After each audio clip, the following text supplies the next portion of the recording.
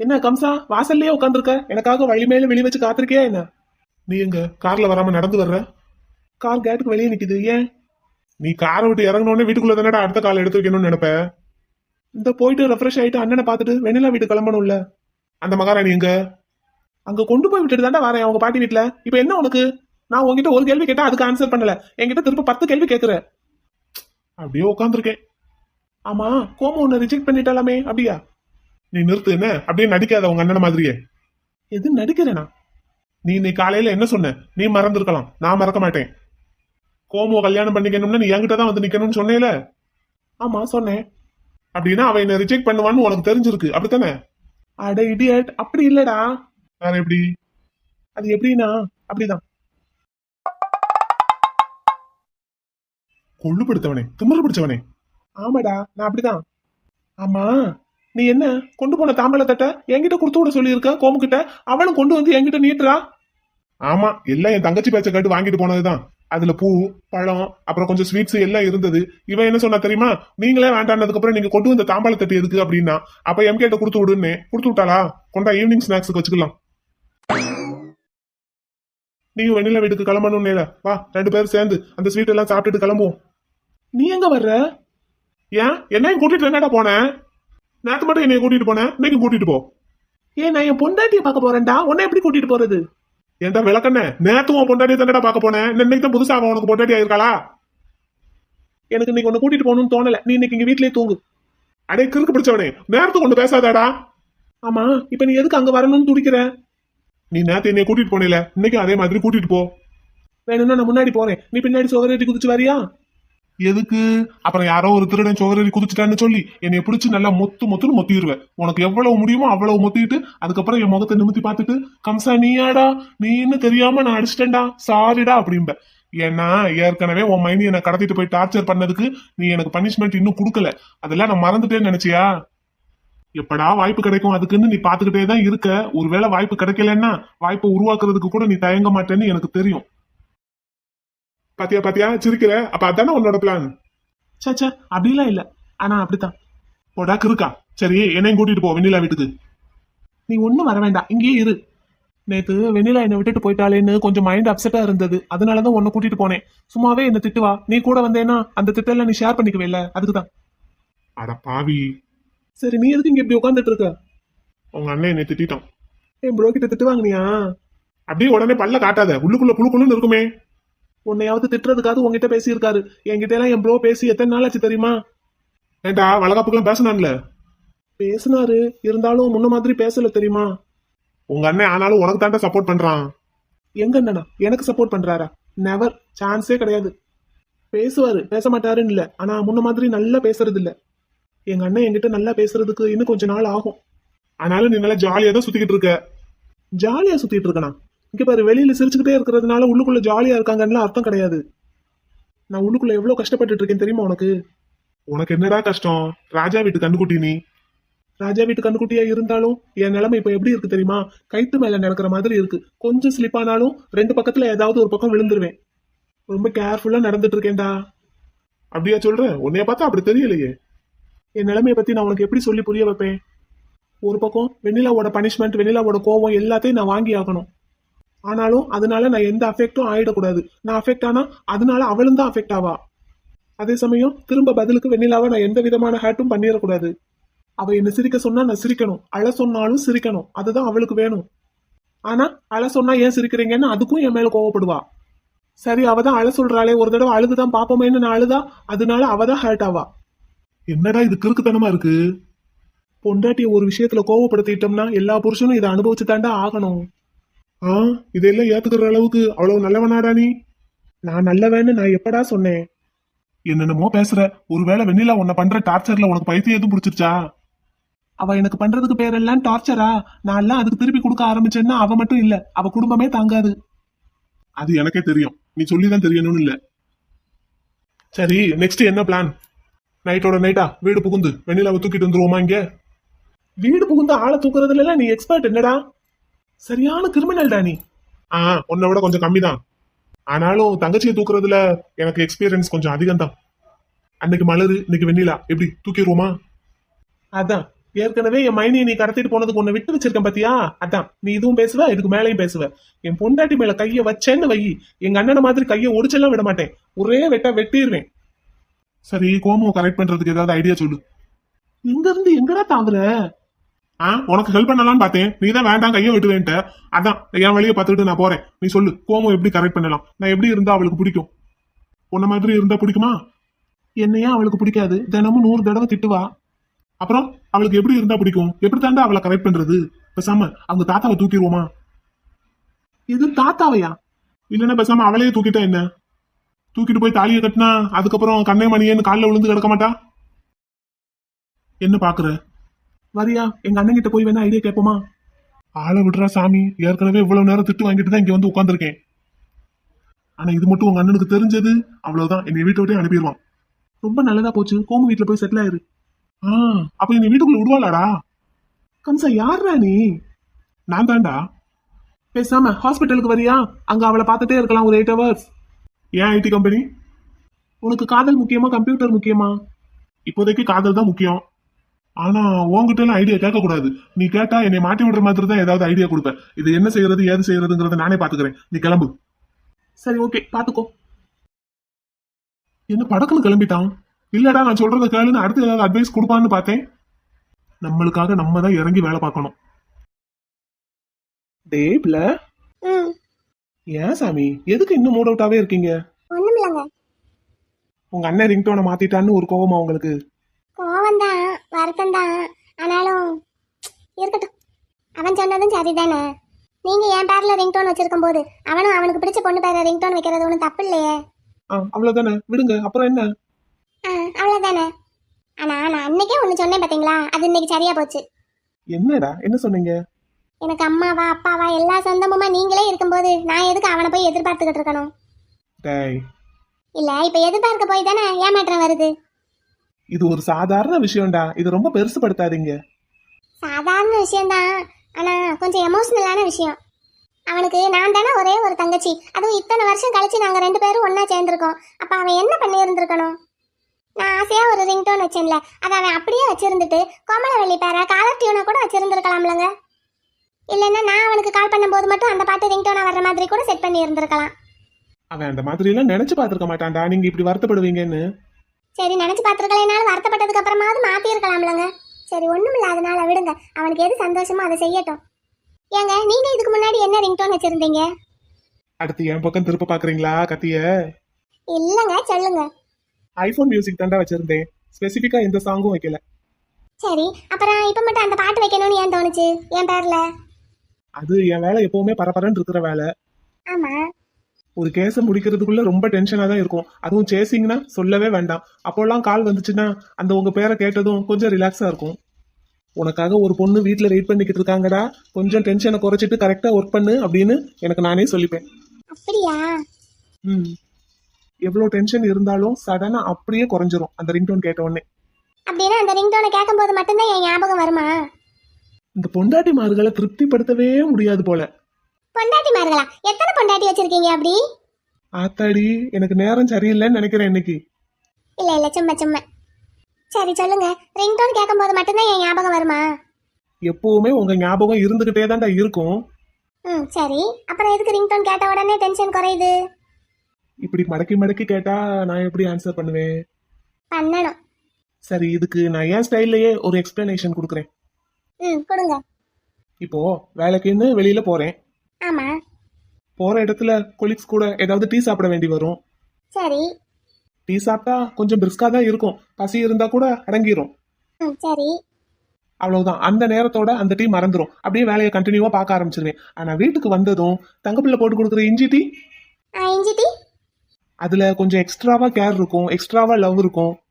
ஒரு டீ ஷாப்ல டீ போடுறவங்க எல்லாருக்கும் எப்படி போடுவாங்களோ அப்படியே தான் எனக்கும் போடுவாங்க. ஆனா என் தங்கப்பிள்ளை எனக்கு டீ போடும்போது இஞ்சியோட காரம் கொஞ்சம் கூடிருச்சுனாலும் பதறுவாங்க, குறைஞ்சிருச்சுனாலும் அச்சோ பத்தாதே அப்படின்னு நினைச்சு பதறுவாங்க.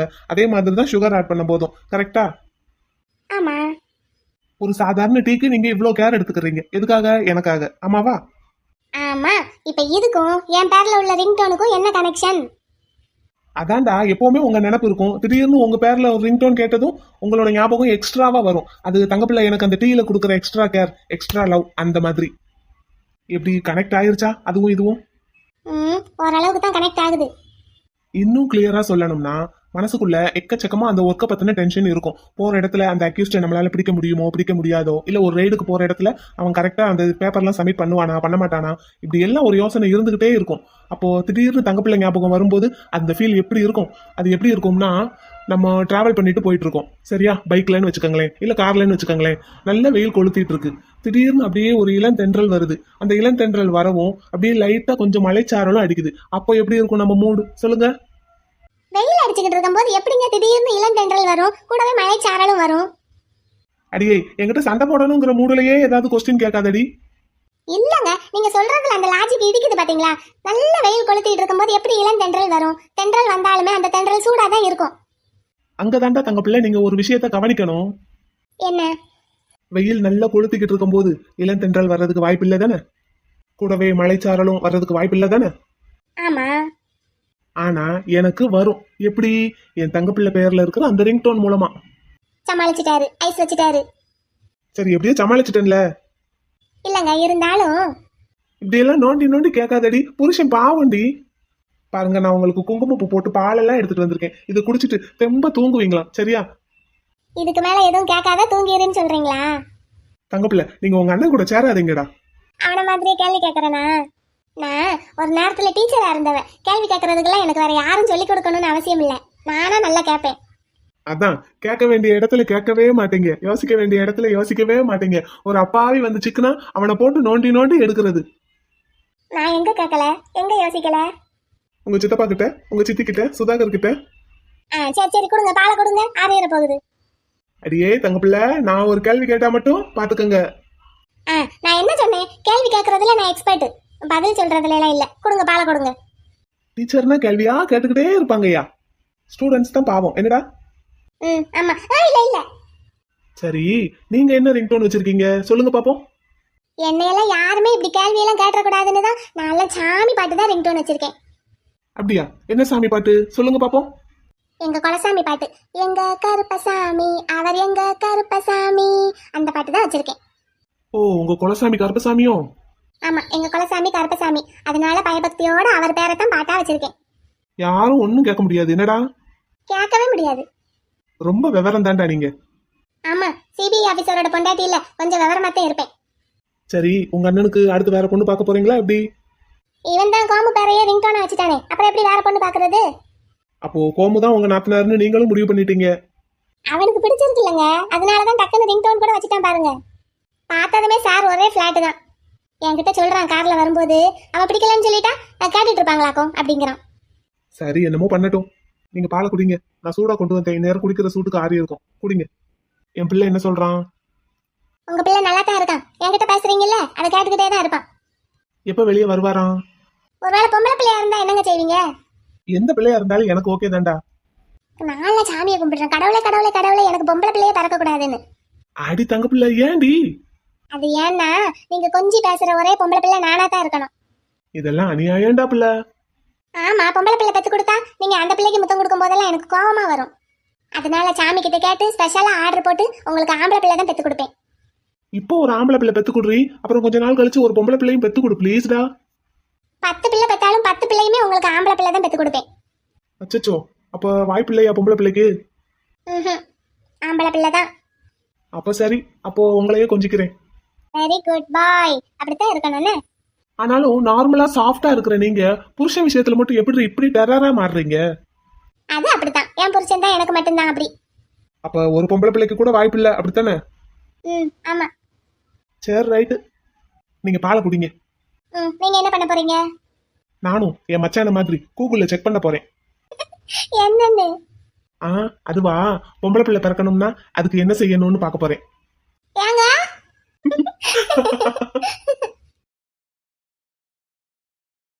பாத்து பாத்து பாத்து மெதுவா நட. மெதுவா தானங்க நடக்கிறேன், பத்தாக்குறைக்கு பிடிச்சுக்கிட்டு வேற இருக்கீங்க. இந்த தெரு எல்லாமே பாரு, ஒரே கரடு முரடா இருக்கு. சொல்ற பேச்சு ஏதாச்சும் கேக்குறியா? இதுவே நம்ம வீடா இருந்தா கார்டன்ல நடக்கலாம்ல, இல்ல மொட்டை மாடியில நடக்கலாம்ல. எனக்கு ஒண்ணு இது புதுசு இல்ல, பழக்கம் தான். நான்லாம் நல்லா நடந்துருவேன், நீங்க பார்த்து நடங்க. நீங்க விழுந்து என்னையும் சேர்த்து தள்ளி விட்டுறாதீங்க. சுத்தி சுத்தி ஒரே நாய், இதுல மஸ்கிட்டோ தொல்லை வேற. சென்னையில இருக்கிற மோஸ்ட்லி ஸ்ட்ரீட் இப்படிதான் இருக்கும், அதுக்கு என்ன பண்றது? அதுக்கு தான் வா நம்ம வீட்டுக்கு போலாம். போங்க, உங்களை யார் வேண்டான்னா? நீயும் வா பேபி, உன்னை விட்டுட்டு நான் எப்படி போவேன்? கார்ல தானே வந்தீங்க, கார்ல போங்க. விளையாடாத பப்ரமிட்டா.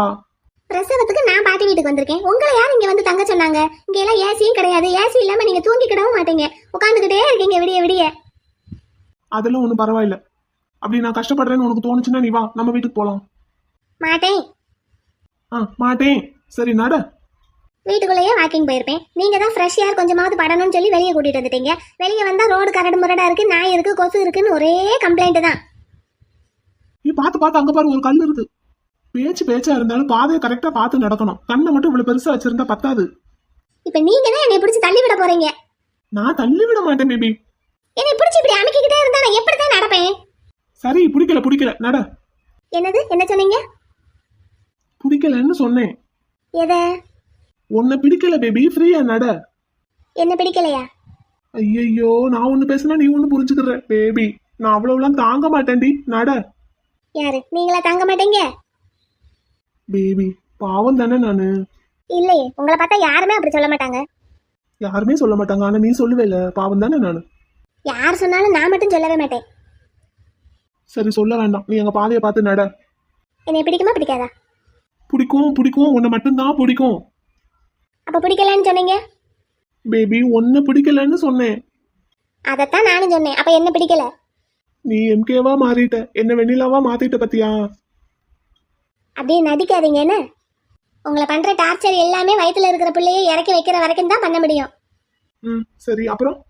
அதனாலதானே எல்லாத்தையும் தாங்கிக்கிட்டு இருக்கீங்க, நான் பண்ற டார்ச்சர் எல்லாம். அப்படியா? சரி நட, பார்த்து நட. இல்லாட்டி நான் பண்றதுக்கெல்லாம் ஒண்ணுக்கு ரெண்டா திருப்பி கொடுக்க தெரியாதா என்ன உங்களுக்கு? ஏதோ வயிற்றுக்குள்ள உங்க பிள்ளை இருக்கிறதுனால பொறுமையா இருக்கீங்க. சரி பார்த்து மெதுவா நட. இந்த தெருக்குள்ளேயே நடந்துக்கலாமா? முடியாது, அடுத்த தெருவுக்கும் போகணும். சரி போவோம். ம்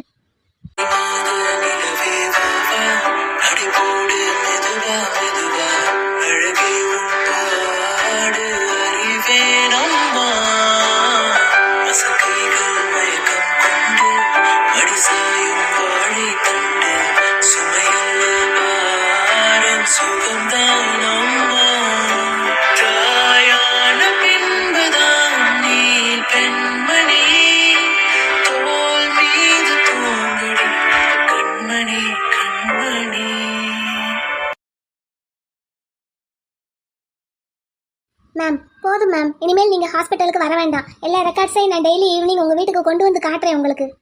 உங்களுக்கு டேட் நெருங்கிருச்சு. நீங்கள் வீட்டில் ரெஸ்ட் எடுங்க மேம். இருக்கட்டும் கோமு, நான் என்ன ஆள் இல்லாத காட்டிலையா இருக்கேன்? ஹாஸ்பிட்டலில் தானே இருக்கேன். உங்கள் வீட்டில் இருக்கிறத விட இங்கே இருக்கிறது சேஃப்டி தான். அதுவும் இல்லாமல் என் வீட்டுக்காரர் இங்கே தானே இருக்காரு. நான் வீட்டில் இருந்தா அவர் கூட இருக்க முடியாதுல்ல. சரிதான் மேம், ஆனாலும் நீங்கள் இந்த நேரத்தில் ஹாஸ்பிட்டலில் இப்படி சுற்றி வர்றது எனக்கு என்னமோ. அதெல்லாம் ஒன்றுமே இல்லை கோமு. இங்கே இவர் பக்கத்தில் இருக்கிறது தான் எனக்கு சேஃப்டி. இங்கே நான் இருக்கும்போது வழி வந்துட்டா கூட டக்குன்னு ஹாஸ்பிட்டலுக்கு கூட்டிகிட்டு போகிறதுக்கு இவர் இருக்காரு.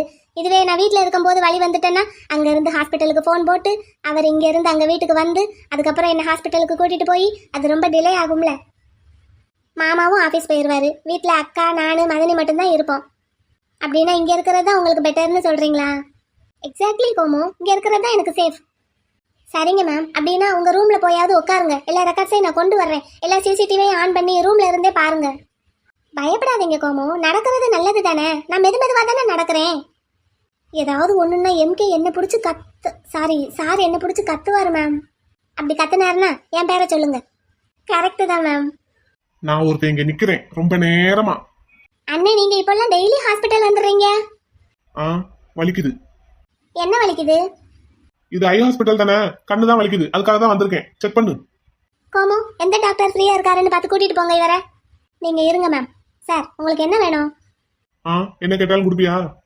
இந்த டபுள் மீனிங்லாம் என்கிட்ட வேண்டாம். என்ன, நான் தான் உங்களை பிடிக்கலன்னு சொல்லிட்டேன்ல, அப்புறம் என்ன?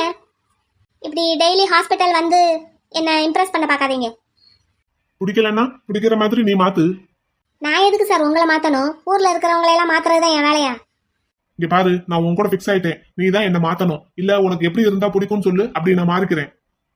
என்ன மேம் இப்படி பண்றாரு? கோமு. Yes sir. எல்டிஐ ஹாஸ்பிட்டலுக்கு ஒரு சர்ஜரிக்கு போறேன். எஸ் சார், சொல்லிட்டு இருந்தீங்கல்ல. ஆமா, என்னோட ஓபி எல்லாம் முடிச்சிட்டேன். இனிமேல் யாராவது அவுட் பேஷண்ட் வந்தாங்கன்னா வேற டாக்டருக்கு மாத்தி விட்டுரு. Yes sir, okay. ஓகே. வெண்ணிலா, போயிட்டு வந்துடட்டுமா? ம் எக்ஸிட் நோட்ல சைன் பண்ணிட்டீங்களா? இல்ல போயிட்டு வந்துட்டு பண்ணிக்கிறேன். நோ, சைன் பண்ணிட்டு கிளம்புங்க. லேட் ஆயிடுச்சுமா. சைன் பண்ணிட்டு கிளம்புங்க. சைன் பண்றதுக்கு எவ்வளவு நேரம் ஆக போகுது? சர்ஜரிக்கு தான் இன்னும் டைம் இருக்குல்ல, சைன் பண்ணிட்டு போங்க. சரி ஓகே. வெண்ணிலா எம்கேவை போட்டு இந்த வாங்குற. நீங்க அப்படியே ஏத்தி விடாதீங்க. என்ன எம்கேன்னு இல்ல, இங்க இருக்கிற எல்லா டாக்டர்ஸ்க்கும் ஒரே ரூல் தான். யாரா இருந்தாலும் அந்த ரூல்ஸை ஃபாலோ பண்ணி தான் ஆகணும். ஆஹா. சரி, நீங்க வேலை நேரத்துல வேலையை கெடுக்காதீங்க. போங்க, போயிட்டு லஞ்ச் டைம்ல வாங்க கோமுவை பார்க்கணும்னா. மேம், லஞ்ச் டைம்ல கோமு 1 hour ஃப்ரீயா தான் இருப்பாங்க. போங்க, அப்புறமா வாங்க. வெயிட் பண்ணி பார்க்கலாமா? அங்க வெயிட்டிங் ஹால்ல உட்காருங்க. அப்ப சைன் பண்ணியாச்சு, நான் கிளம்புறேன். சரி. டேட் நெருங்கிருச்சு, ரொம்ப கேர்ஃபுல்லா இருக்கணும் வெண்ணிலா. ஓகே. சரி பாத்துக்கோ, டேக் கேர். என்ன, நான் சீக்கிரமா வந்துடுறேன். கோமு பாத்துக்கோ ப்ளீஸ். Okay sir. என்கிட்ட ஏதாவது ஒரு வார்த்தை பேசுறானான்னு பாரு. ஏற்கனவே சர்ஜரிக்கு லேட் ஆயிடுச்சுன்னு சொல்லி தான் ஓடிக்கிட்டு இருக்காரு. ஹாஸ்பிட்டலுக்கு இப்ப எல்லாம் ஃபார்மல்ல தான் வரான் போல. ஹலோ, எல்லாருமே ஃபார்மலா வரணுங்கிறது தான் ரூல்ஸ். நீங்க கொஞ்சம் கிளம்புறீங்களா? வேலையை பார்க்க விடுங்க. அண்ணா, நீங்க லஞ்ச் டைம்ல பேசிக்கங்க. ஓகே கோமு, வெயிட் பண்றேன். என்ன இங்க பாருங்க, தேவையில்லாம வெயிட் பண்ணாதீங்க. நான் பேசலாம் மாட்டேன். லஞ்ச் டைம்ல நான் மேடம் கூட தான் இருக்க போறேன். என் தங்கச்சி கூட தானே, அப்ப நானும் என் தங்கச்சி கூட இருக்கேன். என்னமோ பண்ணுங்க. பட் பிடிக்கலன்னு ஒரு தடவை சொன்னா பிடிக்கலதான். உனக்காக நான் என் ரிங் டோன் எல்லாம் மாத்தி என் தங்கச்சி கிட்ட திட்டு வாங்கியிருக்கேன் தெரியுமா? அதான் சார், இன்னைக்கு அந்த ரிங்டோனை மாத்தின நீங்க நாளைக்கு வேற ரிங்டோனை மாத்த மாட்டீங்கன்னு என்ன நிச்சயம்? அடி பாவி, காலம் இல்ல, நல்லதுக்கே காலம் இல்ல. 1.5 மாசமா உன் பின்னாடி சுத்திக்கிட்டு இருக்கேனா, கொஞ்சமாவது கன்சிடர் பண்றியா?